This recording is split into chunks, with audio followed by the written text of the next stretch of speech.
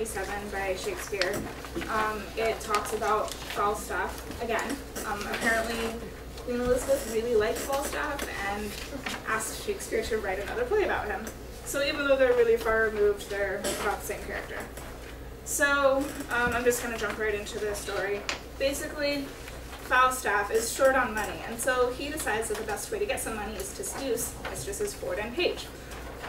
So he asks his trusty friends, Pistol and Nym, to deliver letters to Mistress Page and Ford. They, however, are like, well, that's not honorable, I'm not going to do that. So basically they refuse, so Falstaff gets his page to deliver the letters instead. Pistol and Nym, however, decide that they're going to tell the husbands, Page and Ford, about Falstaff's schemes. So Page and Ford find out. Page is pretty much unconcerned. He doesn't think that his wife is gonna fall for Falstaff. Ford, however, is extremely jealous and concerned that his wife is going to betray him. When the mistresses get the letters, they discover that they both have the exact same letter. And they're friends, so they talk about it and they're like, well, we're not going to tell our husbands yet, but we're going to make plans to humiliate Falstaff. So they make these plans, and basically what they do is they have him go to Mistress Ford's house, and shortly after his arrival, Mistress Page will come in and be like, oh no, your husband's coming. And they get him out of the house in various ways. The first thing they do is they have him hide in the laundry basket, and he does escape and not get found out, but he gets dumped in the river with the laundry. The second time, they have him dress up as the servant's fat aunt.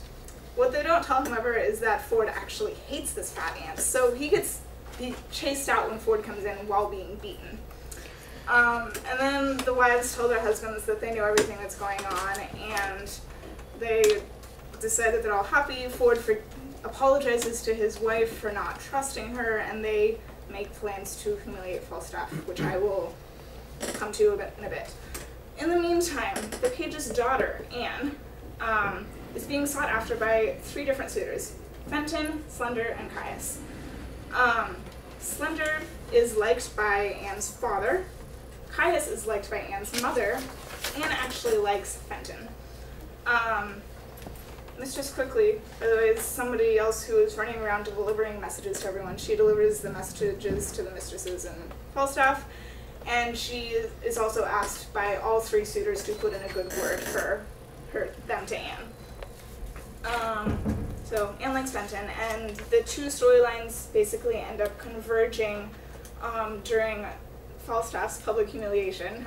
They tell Falstaff the mistresses tell Falstaff to go and meet them in a woods that is known for being haunted, and they have the town children dress up as fairies to terrify him, basically. Mistress Page tells Caius, the one that she likes, that Anne is going to be in one color because they're all dressed up and they're all going to have masks on, so obviously they won't be able to just see her. And then Page, her father, tells Slender that Anne's going to be in another color. What actually happens is Anne and Fenton get married that night behind her parents' back, and then Slender and Caius come in and they're like, oh, I thought these boys that were dressed in these colors were Anne. So that happens, and Falstaff finds out that he's been a fool, basically, and he's forgiven by all, and they all go celebrate Anne and Fenton's marriage, and they invite Falstaff along, and it's the end. Remember who likes who, which suitor her parents prefer, which suitor she prefers, and remember how Page and Ford react to finding out that their wives are supposedly being seduced. That's all.